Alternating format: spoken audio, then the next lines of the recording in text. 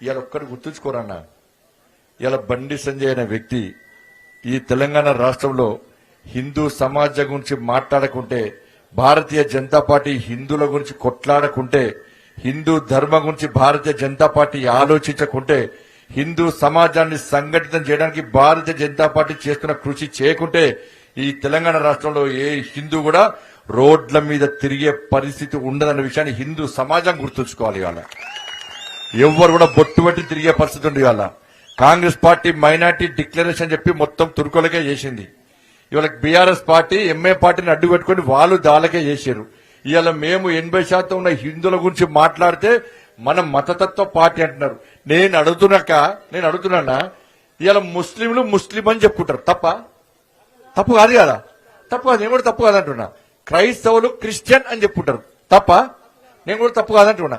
మరి వాళ్ళు క్రైస్తవులు అని చెప్పుకుంటారు, ముస్లిం అని చెప్పుకుంటారు. తప్పుగా అంది. బండి సంజయ్ వచ్చి నేను హిందూ అని చెప్పుకుంటారు. తప్పేందన్నా? నాకు అర్థం కాలే. ఏం తప్పు? బొట్టు పెట్టుకోద్దా? కంకణం కట్టుకోద్దా? రాముని పూజ చేయొద్దా? లక్ష్మణుని పూజ చేయొద్దా? అమ్మవారిని పూజ చేయొద్దా? అయోధ్యలో రాముని పూజ జరిగితే ఇక్కడ పూజలు చేయొద్దా? చెప్పిన గుడి కట్టిస్తామని చెప్పుకోవడం తప్ప? ఇట్లా తప్పవుతుంది వాళ్ళ.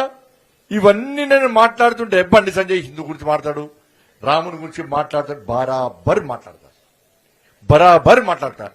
వీళ్ళొచ్చి వాళ్ళొచ్చి హిందూ మాట్లాడద్దంటే వాళ్ళు అనుకుంటారు బండి సంజయ్ నాకు ఎన్నికైనా భయం లేదక్క. ఇంతమంది ఉన్నారు, ఇంతమంది 80% హిందూ సమాజం నా ఎన్నుకున్నది. నా కార్యకర్తలు నా ఎన్నుకున్నారు, ధర్మం కోసం పనిచేసే నా కార్యకర్తలు నా ఎన్నుకున్నారు. హైదరాబాద్ ఎన్నికల గిట్నే చేసారు వీళ్ళు. హైదరాబాద్ ఎన్నికల్లో బండి సంజయ్ హిందూ అంటారు, ఓట్లేస్తారా? 5 సీట్లు రావన్నారు హైదరాబాద్ లా. ఏమైంది హైదరాబాద్ లా? అంతకుముందు 4 సీట్లు గెలిచామన్నా, ఇప్పుడు ఎన్ని గెలిచినాం? 48 సీట్లు గెలిచాం. అన్ని పిదాలు కింద పడ్డారు. ఇలా హిందువులు ఒక్కడే వాళ్ళ వాస్తవం కూడా ఒకటి వాళ్ళే. అభివృద్ధి గురించి మాట్లాడతా పక్క, కానీ ఏది మాట్లాడినా వాళ్ళకి కళ్ళకి కనబడతలేవు, చెవులకు కనబడతలేవు.